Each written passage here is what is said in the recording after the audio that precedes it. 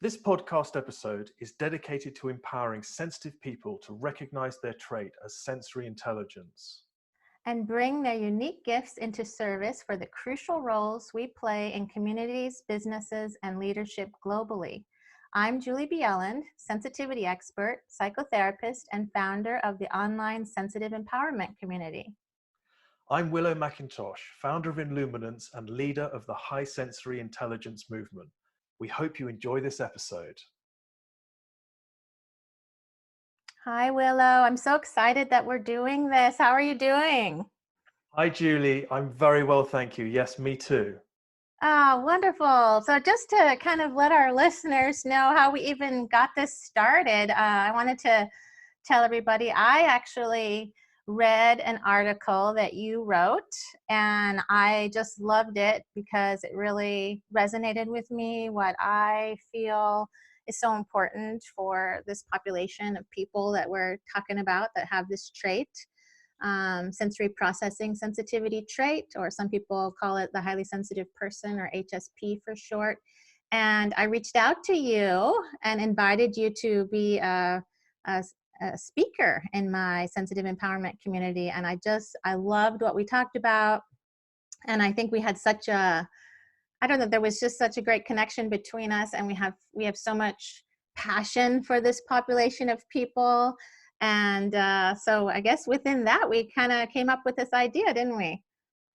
Yes, absolutely. Yeah. And it really was it was a great interview that we had. And it was, as you say, it became so clear that we are kindred spirits in this community, and our passion for creating change and empowering people with the trait of sensory processing sensitivity was so apparent. And yes, I think that we have such a kind of common thread and a common cause behind empowering people and helping to reframe this trait, and inviting people all over the world to really claim and take ownership of the incredible gifts and abilities that it brings us. Yes, I loved the way that you spoke about it, and I could really feel our passion in this. And it's so neat that we can talk from all over the world. I'm in the U.S. in California. Where are you? Yeah, so I'm English. I'm from the UK, but right now I'm based in the south of France. And as you say, wonderful that we can get together and talk like this all over, from anywhere in the world. So it's a real benefit. Oh, that's wonderful. So you're from the UK, but you're in France. How long have you been in France? I've been over here since just before Christmas, about October time I came over here. So I'm kind of back and forth between the UK, currently over here doing some work with a business partner right now. Okay, wonderful. And how are you kind of impacted by what's going on in the world right now? Yes, I mean, I've never known anything like this in the whole time that I've been alive, and it just has blown me away how easily we are affected by these things. And it's so strange being in France right now, where we are on lockdown, and I have to fill out a form to leave the house. And I know that there is a great deal of difficulty and a great deal of challenge all over the world right now, which I feel very supportive of and want to do everything that I can. And equally, it's incredible how there seems to be such positivity in the community. It feels like we've kind of come together as a global community, almost, in the awareness that when something like this happens, we are all just one people, really, which I find fascinating. It's such a beautiful thing to see that. And I see that a lot in the community of HSPs that I'm working with. And this feeling of, wanting to help others. And I mean, I always say that's what an HSP does, is that it's just a sense of wanting to help others. And we're also in a stay-at-home order right now, and things keep changing rapidly. And I have children in high school, so they're out of school and they're actually starting online programs today. And, we're really grateful for the fact that that's even an option for us at this point, because my oldest is a senior in high school, so he will likely be finishing his senior year in online. So Mhm. it's quite a change for everyone. It really is. Yeah, it really is. Yeah, it's amazing how we are adapting, and also, you know, as you say, it's quite a shift to have to make these types of changes in our lives. And I know, you know, many of us are really struggling with this, and for others, it's, you know, it's a kind of a natural shift to go and do things online. But it's certainly, you know, it's certainly a global impact that I don't think any of us were ready for. And yet, you know, within the community, I mean, as I'm talking to high sensory people, highly sensitive people on a daily basis within my own community and my clients, and it's amazing how we seem to immediately kind of stepped up into this, to want to do whatever we can to share our gifts and share our services, and to understand that, you know, in a sense, we are, I think, because we are always on a kind of a very profound inner journey. You know, our inner world as HSPs is profound, and I think when something like this happens, it's almost like we're prepared for it, or we just know how to respond in empathic ways, and we're here to support and here to lift the community. Have you felt that in any way? I've always felt that we actually have a lot of resiliency. And I think a lot of people, kind of before they even understand this trait necessarily, might not realize that within them. But I think being a sensitive person in a world where the majority is not, that we, you know, we experience things so differently. And I found that that has actually created a lot of resiliency in this population of people. And I know that if we can access that resiliency, we can definitely get through this. And I know it might be even just interesting for our listeners to kind of hear what we're doing. And I know for myself, I find it helpful to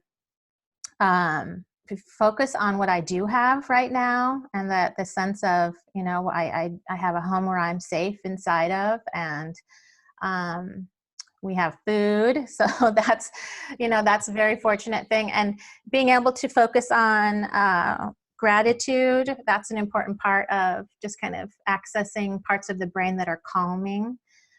Because it's so interesting. Have you ever noticed that when we're sitting in gratitude that you actually feel quite calm? Have you ever noticed that? I have, absolutely.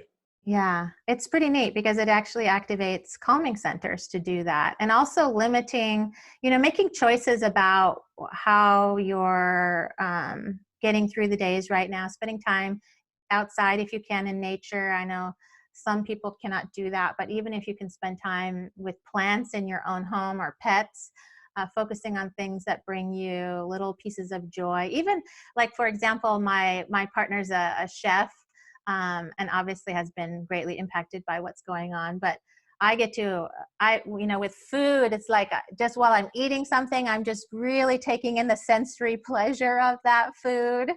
And I kind of have a call out to people who with this trait to take in those positive sensory experiences, because we actually experience them to a heightened level too for most of us. And things like, you know, the sunsets and sunrises and beautiful things around you in your home or in your pets or anything like that can be really helpful. What about you? What are you? And also, one thing is to limit what you're watching on TV visually. If you're watching too much news, that's going to be really hard, I think, to soak in all of that. And for myself, what I tend to do is read to keep updated on what's happening, but not watch, because the images tend to really stick with you. And I noticed that one day I was like diving into watching news, and I could just feel the anxiety within me rise.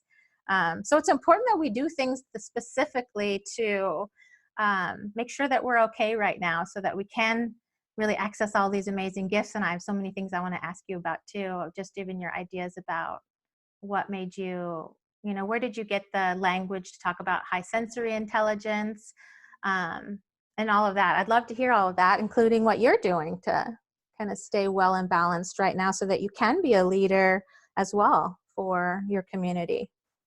Yeah, absolutely. And I love the points that you've just raised there. Yeah, I mean, I think self-care is really important now, and making sure that we are doing, I think, a little bit extra to manage our energy, make sure that we're not overdoing things, make sure that we are looking ourselves, we're getting enough sleep. I mean, obviously it's easier said than done sometimes, getting enough sleep, but certainly to be aware that, you know, whilst we're in this current place globally, what's going to happen as highly sensitive people, as high sensory people, we're going to be picking up on a great deal of energy. I mean, I know that we can feel which day of the week it is. You know, I can feel whether it's a Monday or it's a Sunday or a Saturday because of the general energy that's around me. So I think it's important to be aware that there's going to be a lot of anxiety in the air, and for us to, you know, help differentiate what's actually our anxiety and what is just the sort of general anxiety in the air. And you've raised a great point there about what we're watching, because it is really important to reduce, I think, just how much we allow ourselves to be affected by the media. Because obviously, you know, all the governments are really doing their best right now, and, you know, to make some very, very difficult choices. But equally, you know, it is, I just think it's important to limit how much we kind of get absorbed into that, because there's a great deal of fear and uncertainty out there at the moment. And what we've got to remember is, you know, from us looking after ourselves and our immediate community is the most important thing. And, you know, the likelihood is that the majority of us are going to come through this relatively unaffected. Obviously, we're going to come through with a great deal of research and new learning about it. But at the end of the day, it is very important to be aware that as high sensory people, we are going to be taking in a great deal of global energy that's happening, or within, at least within our immediate communities. Yeah. And so, That's a good point that you're talking about, that taking in global energy. yeah, yes. I mean, I think that's what's apparent, and you know, it's certainly something to be aware of. And I think because we're so used to managing our own energy and our own anxiety and making sure that we're looking after ourselves, it's almost as though we are kind of prepared for this type of thing. I think, you know, many people, perhaps this is, I mean, obviously it's come as a real shock to all of us, but it's interesting, I think, to kind of draw on these abilities that we do have to look after ourselves and, you know, not allow ourselves to over process and over, you know, think too much. Those skills are really important right now, because it is a time not to overthink and not to over process, and do our best to maintain the, you know, maintain the mood, the positive mood, as best we can for the people that are around us at the moment.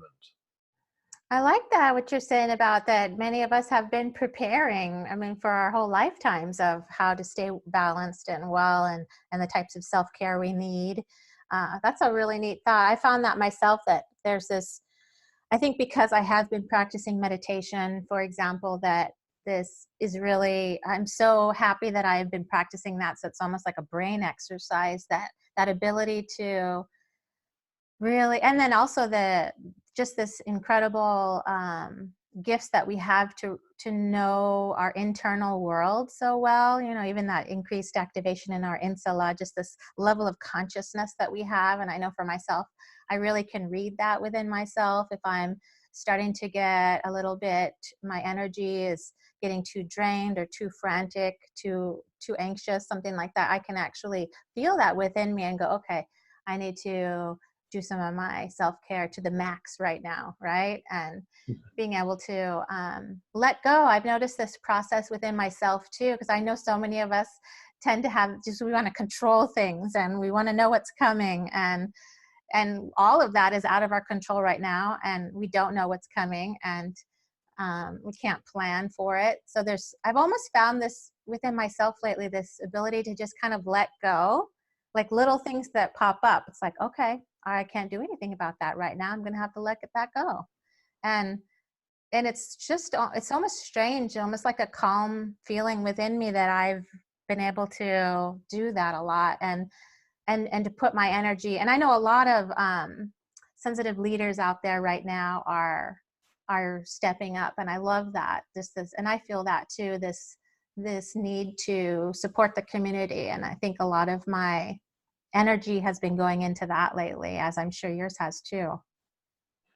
Yeah, absolutely. Yeah, very much so. Yes, it certainly feels like it's a real need for that right now, for us to be, as part of a part of supporting the community as best we can. Is very important. And I think one of the great self sort of energy management techniques that I use is very much being aware. And I think that you're talking about the same thing here with your meditation. It's very much being aware, and I get real sort of alarm bells go off in my mind or in my heart, as when I find myself or my energy drifting too much into my head. So if there's over processing, or if I'm working too much, or I'm kind of overdoing things, what I find, I can almost feel like a shift where my energy just all goes up into my head, and I've lost that connection with my body and my true self. And so immediately when I feel that, I either go for a walk, or I go into meditation, or I just start some deep breathing and use some affirmations. In fact, I came across an amazing one recently, a mantra, which is Aham Brahmasmi, which means the core of my being is the ultimate reality. And Beautiful.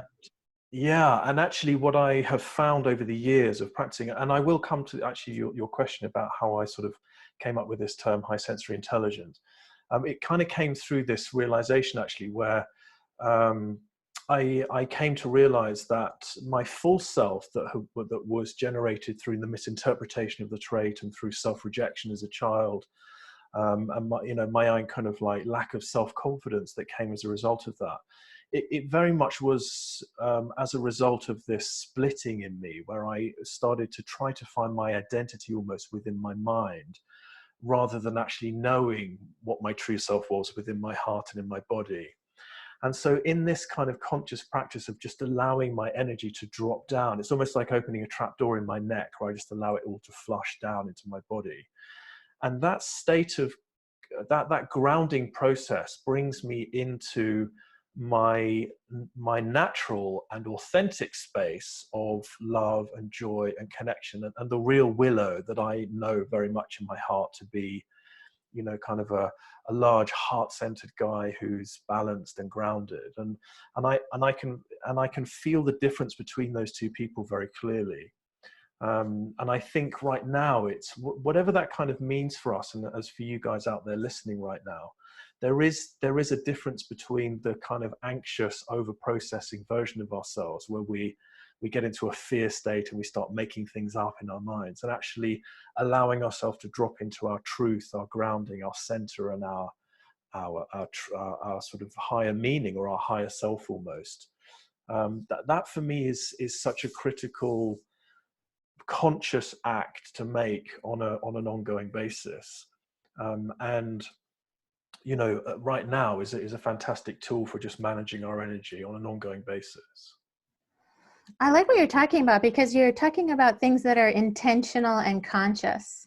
And I actually think that, and any leaders that are out there listening right now too, that I actually think it's very important for us to talk about some of our processes too, as leaders in the field, that we don't walk around perfect all the time, that we actually we actually experience overload and over processing and overworking and anxiety popping up and high stress.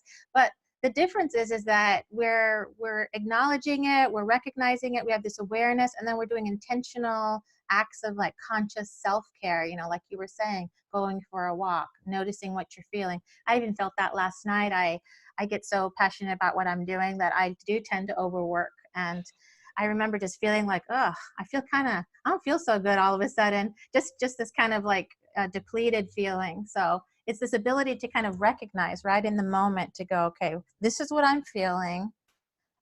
Instead of pushing through it and making myself feel worse, maybe I need to pause what I'm doing and actually do something that supports my wellness and balance right now. And kind of putting those little tools together, and knowing what works for you, right? Not what works for everybody else, but what works for you. That's something that took me a long time to learn, because being in at the really top high end of my sensitivity scale, it's like I am very impacted by things going on around me. And before I really understood how to listen to my body and my needs, kind of mind, body, spirit, I also used to fall apart a lot, used to get sick a lot, used to wait till I couldn't, close myself in my room and lock out the world. And that was not obviously giving much to the world by doing that. So I think that, even just listeners right now, it excites me because I know that you're making steps just by listening to this. You're taking steps of how to learn and educate yourself about what, how to be your best self in the world. So Willow, I appreciate you kind of sharing your process too. It's really such a special part of this trait is this extra advanced awareness that we have, isn't it? If you can put it to use, it's really helpful. Yeah, yeah, absolutely, absolutely. Yes, I think many it comes with the territory. We have to have these processes and ways of managing our energy, or managing our kind of a state. I mean, what I mean by managing our energy, I mean, if our anxiety rises too much, or we find ourselves in an emotional state that feels uncomfortable, or we're kind of going into overwhelm, then exactly, having these ways of bringing ourselves back is so important, and it needs to be a conscious intention on an ongoing basis in my experience. And sometimes if it doesn't work as well as we're hoping, some days perhaps we're overtired, then that's okay. It's just having that extra level of self-care and awareness that perhaps we need to rest a little bit longer, or we just need to spend a little bit longer in meditation, or we do need to go into nature, or we just need to take ourselves out of a situation to be quiet and be peaceful and just allow ourselves to recuperate a little bit. And what's so important is there's nothing wrong with that. It's so important not to make it mean anything. Yes, okay, perhaps we need to rest, and we need to sort of sit, and everyone else is busy around us, but it's okay to do that, and it's okay to take the time that we need, and not sort of, what I mean make it mean anything is kind of put ourselves down, or give ourselves a hard time. Because what's so fascinating about this trait is that on the other side of the challenges and the pieces that we're talking about and managing our energy, on the other side of that is this incredible abilities that we have, and this sensory intelligence, as I refer to it. And for me, what sensory intelligence really means is how all of our senses are picking up extra sensory data. And the way that is so special for us, and the way for us to kind of frame it as a gift, is that it gives us an ability to be able to, in particular circumstances or in the moment, we are able to intuit things that are happening, and we're able to process that information and then act on it as a result. So just as an example, I was giving this example to someone the other day. Recently, I had to go to see a notaire in France, which is the same as a solicitor or a lawyer, to get a document signed because my daughter was going to South Africa for a school trip. And the South African government are particularly careful about the documentation that you need to visit the country. So we had to jump through some hoops and get it all kind of signed and witnessed. And when I went into the notaire's office, I could immediately tell that she was a high sensory woman. And it's just kind of the way that I'm wired. I can immediately feel the depth of processing that are happening in a high sensory or highly sensitive person. And so as an example of this high sensory intelligence, she was busy when I went to see her. And she wanted to give me the time, obviously, to make sure these documents were okay. But her assistant needed something, and there was also something else happening in the building. So as I was watching her processing all of this, because of this higher sensory intelligence that she has, her ability to process all of these things at once and focus on what I'm doing, and also kind of feel the general vibe of everything that's happening, and being able to intuit how to respond to me, how to manage her assistant, and then obviously manage her own internal process. So as a solicitor or a notaire, her ability to be able to intuit the right information depending on her role is very unique to her set of sensory kind of senses, if that makes sense. So my kind of sensory intelligence means that I'm able to facilitate other high sensory people, and I'm able to tune into their energy. So the way that my apparatus, my sensory apparatus, if you like, is processing the data, allows me to bring in specific bits of information that I need to be able to do my job. And all of the high sensory people that I facilitate and work with all have their own unique version of this sensory intelligence that almost creates like a larger field with their senses that gives them this data that they need, if that makes sense. What a great example. I love it. I love the word sensory intelligence too. I love those words together.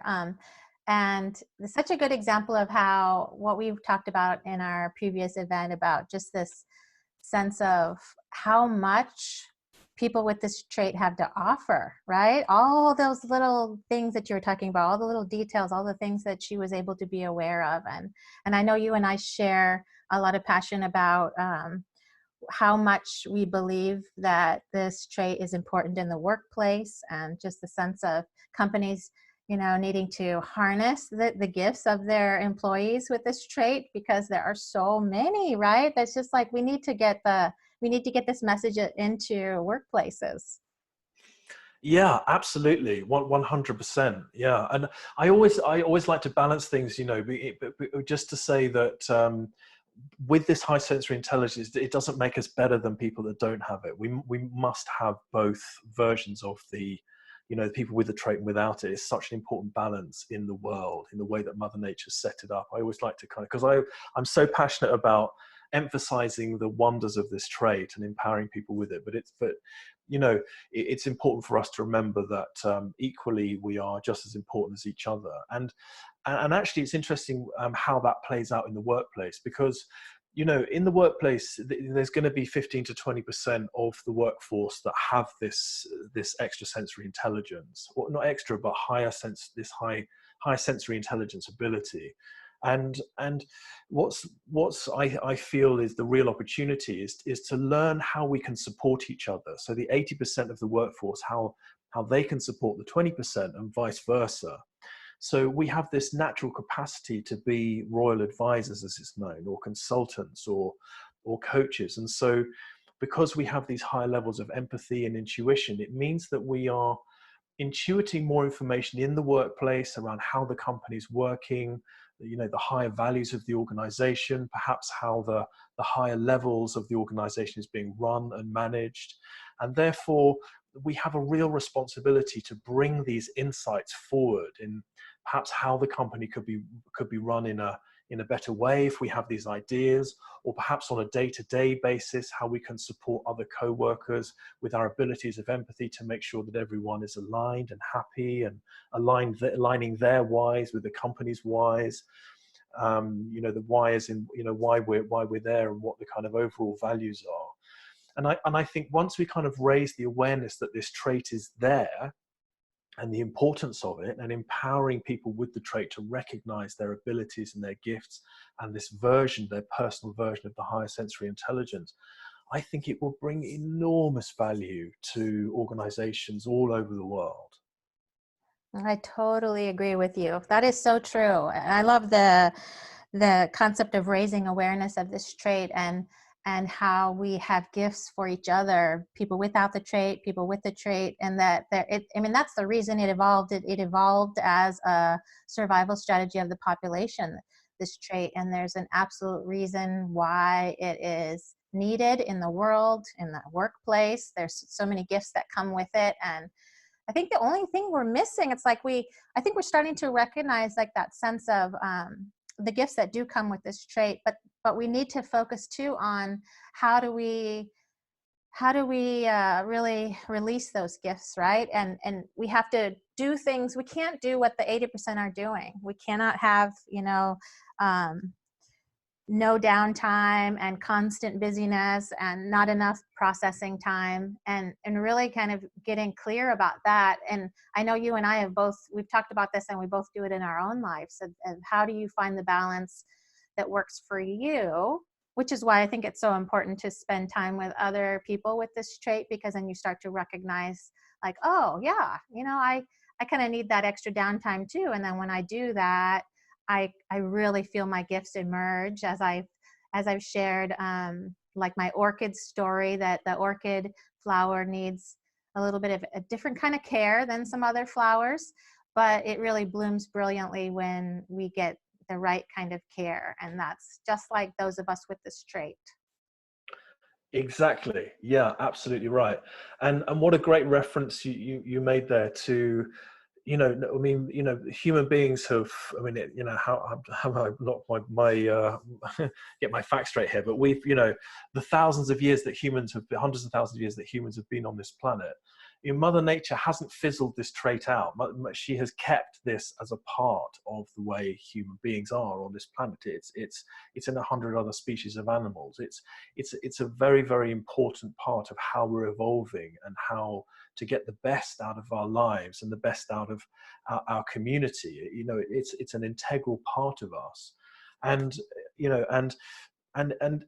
and I think because as a result of that, it's so important for us to remember that we're not meant to be like the other 80%. We're not meant to kind of, work 80-hour weeks and sort of, work off or have the, expect ourselves to be able to reach the same kind of outcomes and have the same lives and the same input that the 80% have. We have a physiological differences in the way that we process information, the way that we are in the world. And for us to really honor that, for us to really think, okay, well, hang on a minute, I've been given this trait by nature. What is it that I'm really being called upon here? What is it that I'm really good at? What is it that I find when I'm in conversations with people, or when I find myself in particular scenarios and how I undergo tasks? What is it that comes so naturally to me? And when I speak up and I share the information, that's how we can make enormous changes, because we bring this incredible perspective, a different perspective to day-to-day interactions. And I think it's only when we take that leap of faith and we step up and we start to contribute in the way our hearts are kind of really guiding us to, and have that kind of vulnerability and just allow ourselves to be seen and to be heard. And the more that we do that, the more that we're going to really understand what our place is and the importance that we have to play, and that it's not about just working hard. No, it's about, being very intelligent with our sensory intelligence and really understanding what its place is. And getting more and more used to sharing that. And I think, as you say, the more time that we spend in community with people and like-minded people and around people who really honor us and respect us, the more confident we're going to become to really learn that and tune into it. Yes, so beautifully said. I think that so many of us are really looking for meaning, and it's interesting that shows up in the research too, is we need to do things that feel meaningful, and that kind of work. And when we can sort of combine those those pieces of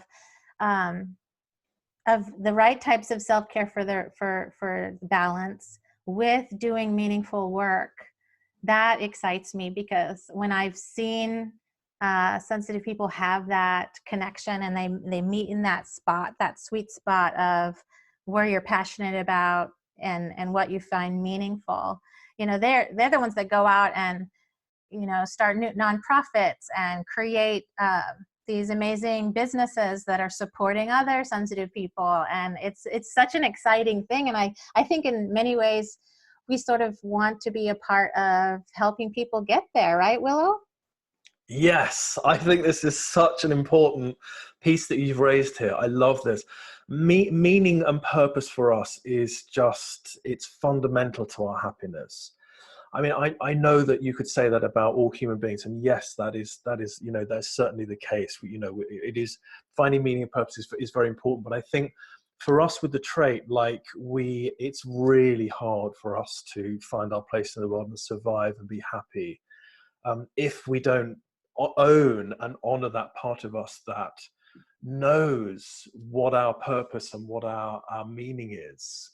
I think I just find, certainly in my experience over the years, we've got to be doing that. And it's often why I find so many of us are self-employed. Mm-hmm. Yeah. It's because it's so difficult for us to be on someone else's agenda.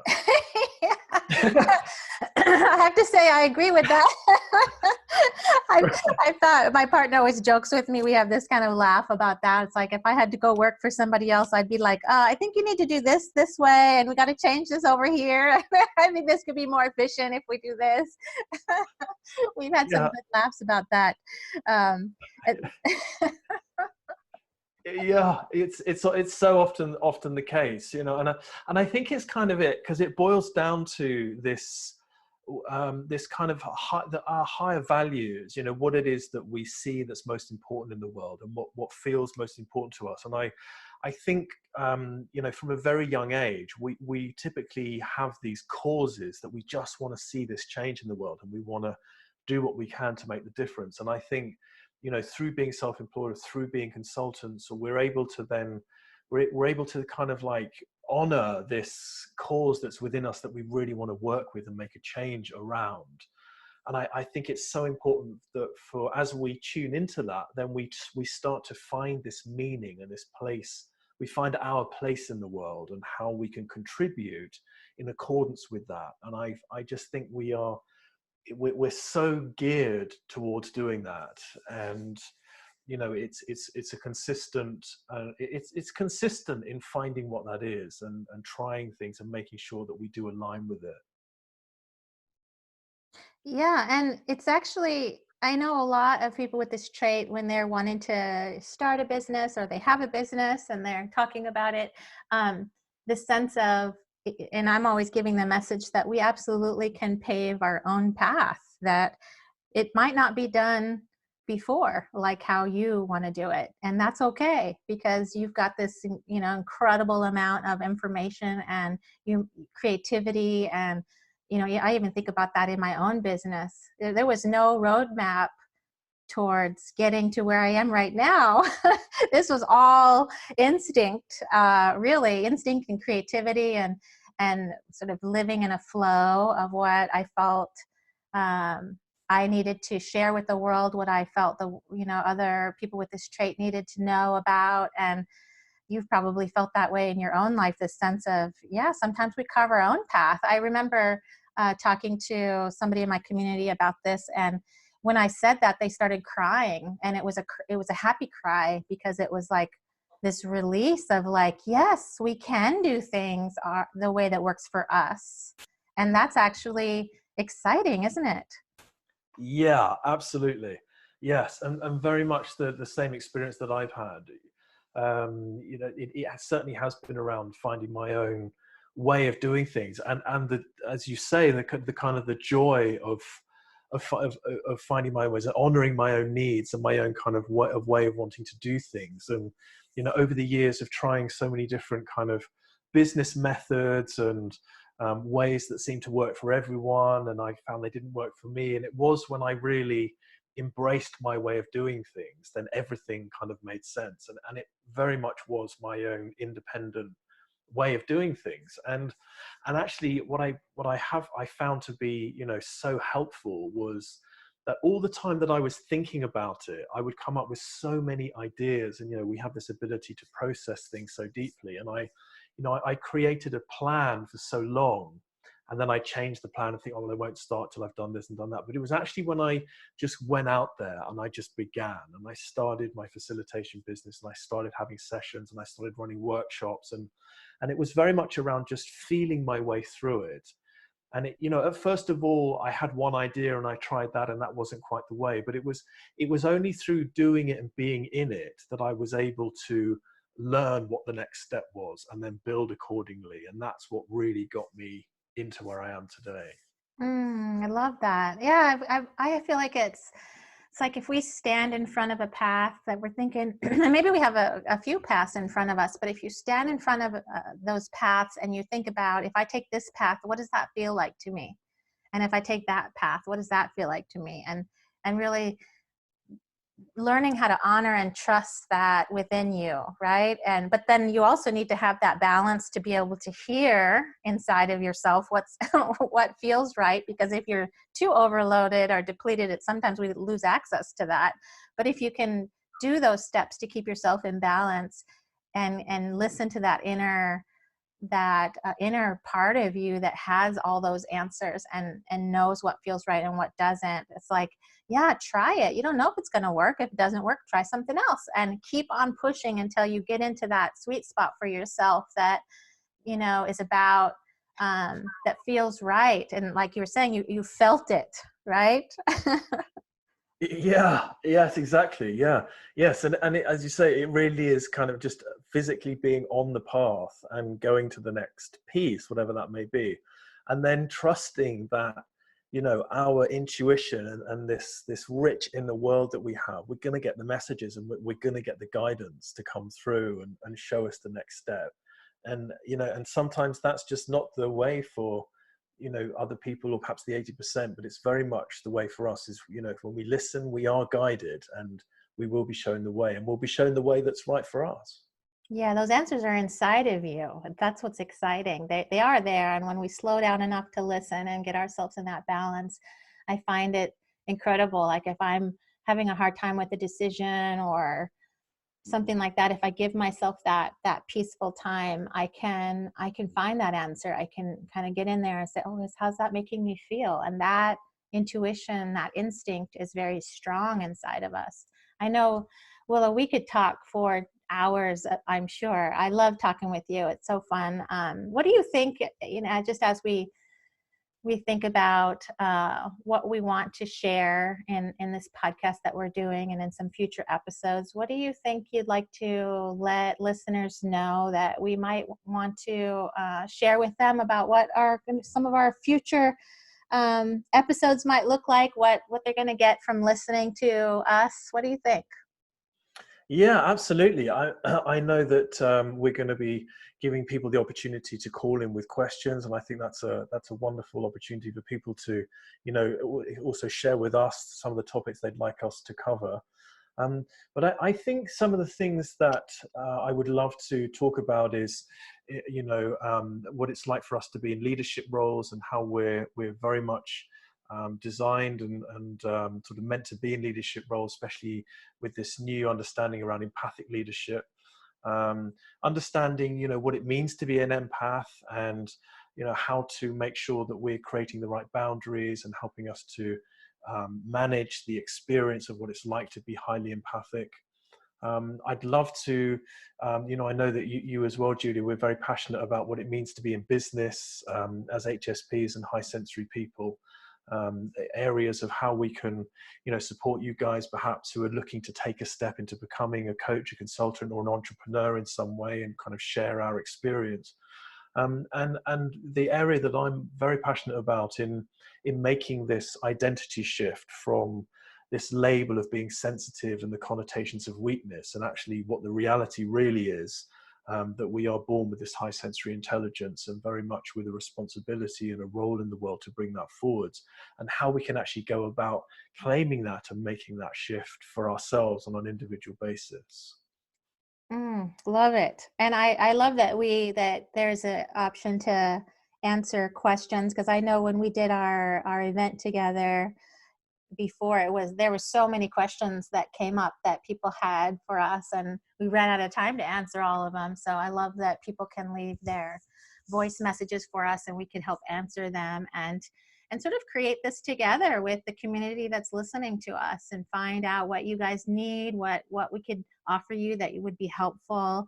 I love the concept of supporting HSPs in leadership roles, and, you know, that the sense of empathic leadership and in business. I really love supporting people with this trait in their businesses too, to be able to, because it's such a domino impact. If we can support people to kind of raise up and start their businesses and that are out there trying to help other sensitive people, that excites me, because that's going to impact so many people, right?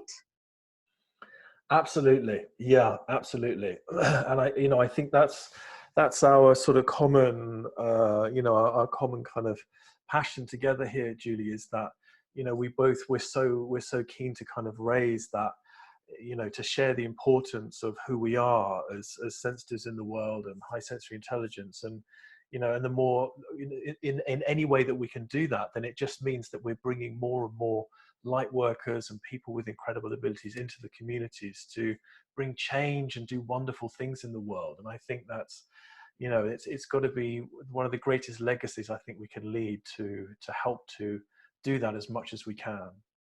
That excites me to think about how many people we can reach. I mean, there's 1.4 billion of us in the world with this trait. And this idea of just kind of rising higher and supporting others to rise higher, because what I know for sure is that people with this trait, they go out and they make the world a better place. They help people. They really genuinely care with such deep compassion. And this piece of sensitivity comes with it, kindness and caring and empathy and compassion. And it's such a beautiful thing. Is there anything else that you wanted to share today before we end? I think just the final thing to say is, it's also wonderful to perhaps share these podcast episodes with people who perhaps don't have the trait, but know people that do. So, it's also very important for people without the trait to understand more about it and how they can perhaps support people in their community or their workplace that have the trait, or just to understand it in themselves, to be able to, utilize the gifts in the community, or just to kind of raise more awareness for people with the trait and without the trait, I think is very important. I love the concept of raising awareness, because everybody knows somebody with this trait. And you very likely have somebody in your family with this trait, one of your friends, one of your coworkers, somebody with this trait. And to understand each other is such an important piece of it, and how we can support each other in the world. It's such a beautiful thing. And thank you, Willow. I'm going to have so much fun talking with you in our future episodes too. And I love that we found each other in the world, and that we're coming together to help others. Yeah, me too. Me too. I've absolutely loved this, and I very much look forward to more. It's such a pleasure to talk with you, Julie. Thank you, and you as well. And definitely let us know how what you want. Ask your questions, what you loved about the episodes, all of it. So thank you, everybody, for listening and being here with us. And we will have some really great talks ahead of us as well.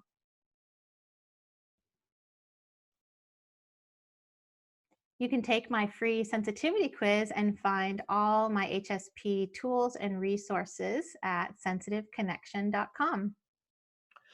To register for the next masterclass on how to make your shift into high sensory intelligence, visit inluminance.com.